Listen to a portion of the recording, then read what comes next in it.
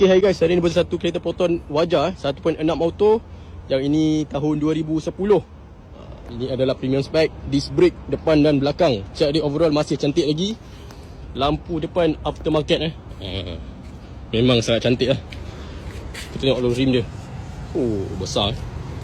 Dalaman dia memang sangat-sangat kemas. Dijaga sangat rapi. Korang tengok sendiri, dashboard dia tak ada pecah, tak ada retak. Seat dia pun cantik-cantik dia, seat kulit. Siapa beli untung ni. Memang sangat-sangat kemas lah dia jaga. Untuk condition kereta ni, engine, gearbox, aircon memang sangat cantik lagi. Korang datang test sendiri .